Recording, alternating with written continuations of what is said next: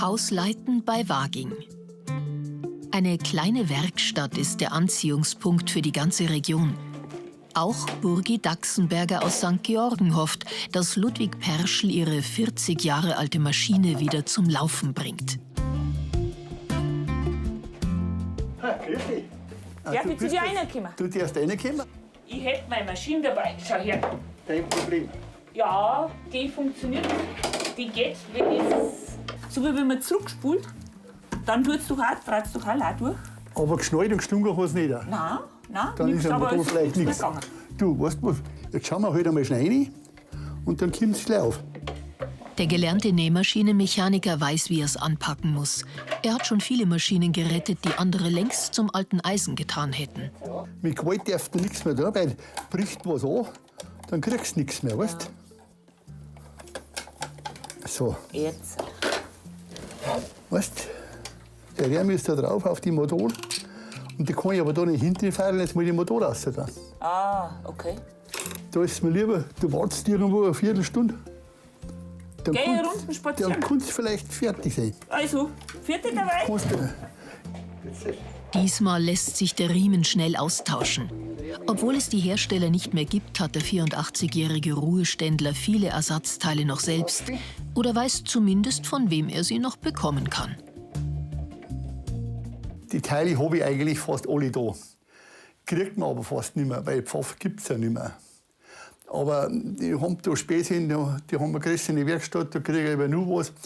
Aber ich meine, der Rärm, der war vielleicht in den anderen zum Erwischen auch noch, aber es ist ja gescheiter, wenn es der Originale ist. Gell? Perschl? Wer ist da? Aus Frühling. Tierlaching, ja, was gibt's? Was hast du für Maschinen? Alte, neue, 40 Jahre, das passt. Die ist älter wie ich. Und was für Maschine das ist, weiß nicht. Was rumsteht, was für ein Name, was für eine Nummer. Am Telefon kann ich dir nicht mehr helfen. Mir das halt einmal vorbeibringen.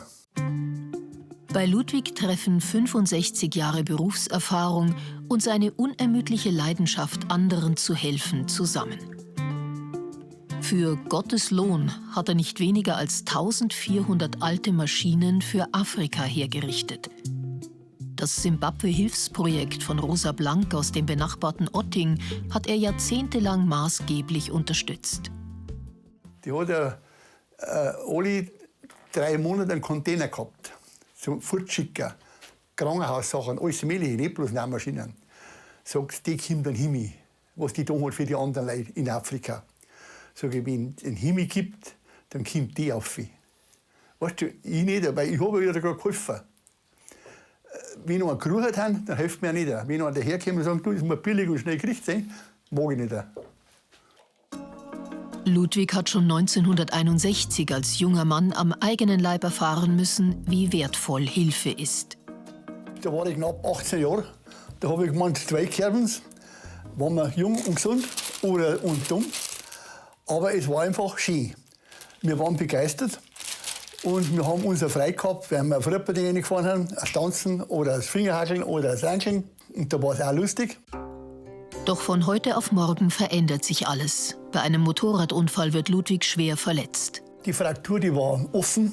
Die Schieber hat beim Wadel rausgeschaut. Und das Wadel war auch. Und das Fußgelenk war gebrochen und das Knie war weg.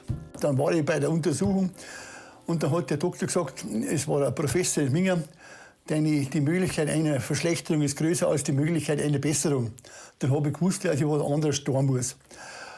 Ich wäre gerne Maurer geworden oder einfach ein handwerklicher Beruf. Da hat meine Schwester eine Nähmaschine gekriegt und da haben die Leute gekommen und haben das angeschaut und haben uns erzählt, dass sie jemanden brauchten für den Chiemgau zum Reparieren und zum Kundendienst machen und auch zum Verkaufen. Und da habe ich Gaudi gesagt, Mensch, das war was für mich. So kommt der Bauernsohn zur Nähmaschinenausbildung an den Schweizer Bodensee und wird bald darauf der Experte für Nähmaschinen im Chiemgau. Hier trotzt er seiner Gehbehinderung, heiratet seine Maria, baut ein Haus, gründet eine Familie, setzt sich wieder kraftvoll fürs Fingerhackeln ein. Ludwig ist ungemein fleißig. Bis heute. Ja, das. mit Liebe umgehe, dann passt's. Dann sage ich, geht's gut? Selbst gut, das mag ich hören. Gell? Weil Dankeschön darf ich auch sagen. Gell?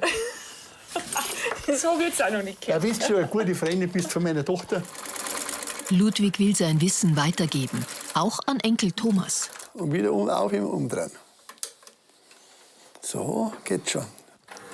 Langsam, langsam dann. So ist richtig. Ja.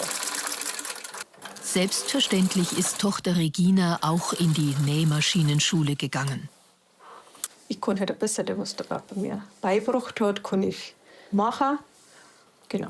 Und versuche, dass das halt wieder läuft. Das meiste kann es richten von gewissen Sorten, wo es am meisten da ist, die Maschinen, die kommen, kann es eigentlich mit gutem Gewissen jeder richten. Wenn es auch hier und da mal fragen muss. Aber solange ich da bin, kann ich fragen. So oft es geht, ist Ludwig auch mit seiner Frau Maria unterwegs. Das Wegkreuz vorm Haus hat er kürzlich renoviert. Denn wer kein Kreuz hat, der macht sich eins, sagt einer, der verstanden hat, sein Schicksal sportlich zu meistern.